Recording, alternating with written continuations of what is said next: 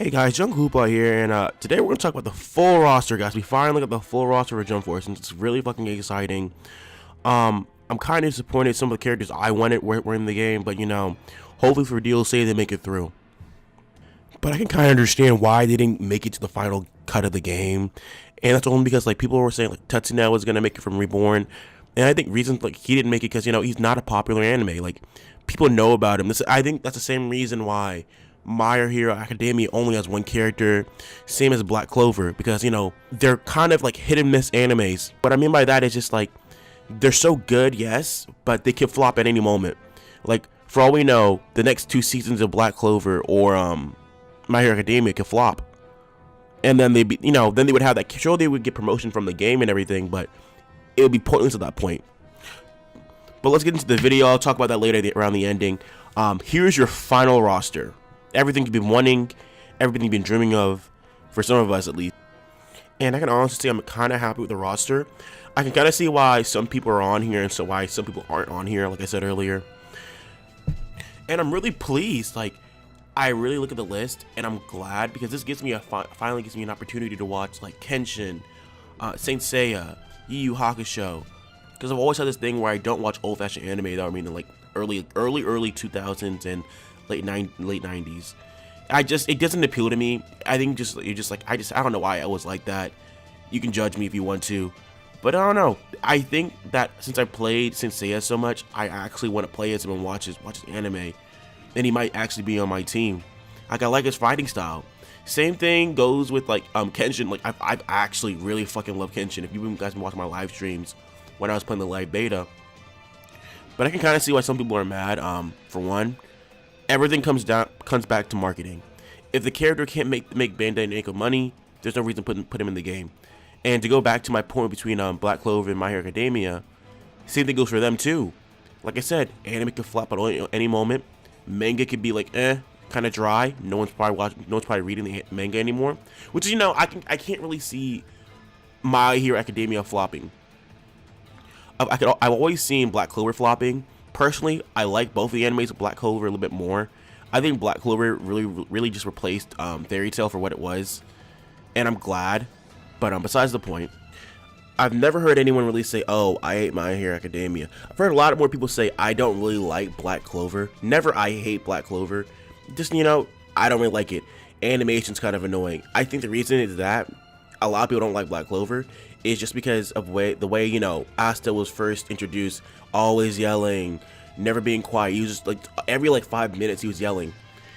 I think at one point everyone was he's the most annoying main protagonist in an anime series ever. I can see us getting more My Hero Academia characters. Probably All Might at that. Bakuna, everyone's saying Bakuna. I can't see Bakuna. I know he's really popular, yes, but they're going for the big hitters. So All Might's probably going to be in the game, guaranteed that. Who else? I think on Black Clover's side, probably the captain from the Black Bulls. I think after the episode when he was fighting for the first time ever, full power, everyone's really amazed. So he could probably be in the game, or his brother Yuna. But I think what we really need, we need more early 2000s and late 90s animes to have more characters. Saint Seiya, in my opinion, should have more characters. Animes people don't know about. So that way you can people be "Oh, this is a brand new character. Oh, how did this happen?" I think they need to do that more than having the mainstream anime characters. I mean, I guess it makes you money, yes, but you can make money both ways by having old-fashioned animes DLC characters. Like I said, both routes would be good, yes, but I think, in my opinion, if they just bring in old animes, it'll be better for them. Everyone's really questioned to the big elephant in the room. We probably will be getting more Dragon Ball Z characters in this game. That's guaranteed. Same thing with One Piece. One Piece really isn't a big elephant in the room, but I think what a lot of people are afraid of is this game turning into a Dragon Ball Z game. I mean, honestly, in my opinion, it kind of looks and feels like Budokai Tenkaichi 3. So we're already there, guys. Sorry to to fail some of you, but we're already there. Dragon Ball Z side of things, DLC probably Teen Gohan or no Adult Gohan and Beerus. Maybe Whis. If they put Whis in this game, please don't do that. It's just one of those things you just don't want to do. No, I mean it's cool, yes, but why? Just put the God of Destruction. But if not Whis, probably Champa for sure. I really hope Tetsuno makes it to the game, because if you guys have not seen Reborn, the thing with Reborn is, Reborn's really good, yes.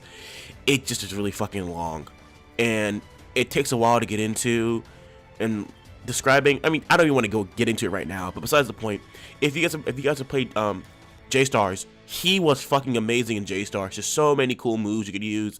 The X Burner is one of the best things I've ever seen in my life. In terms of, like, you know, how fast it is, how hard it hits. It's an amazing move. And I think if he's not in the game, we should at least have the move. In terms of, like, you know, how fast it is, how hard it hits. It's an amazing move. And I think if he's not in the game, we should at least have the move. Like, I think that's probably something they may do too, is just have a lot of the moves and attacks and not actually have the people in the game.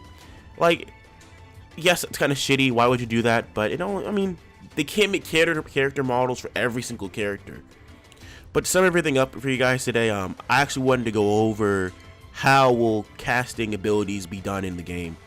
Because in my last video, I was talking about how would we really have sword play and all that shit. Will there actually be a sword style we could actually use? And I think to really give you a blunt answer, probably not. I think our limited fighting styles will probably be fist, just hand combat. There won't be any like how we have like Ichigo's sword style or Zoro's sword style or Kenshin's at that, and any other sword user in the game. I think it's just way too complicated for a CAC to have, but we have seen CACs use different movesets before. So it may happen, but I can't see it with swords. Like, could you imagine having a sword and shooting a Kamehameha? How would that work out? So I think it just comes down to character models. And I don't think they're gonna, you know, make a completely different separate character model just so we can use Kamehamehas and swords.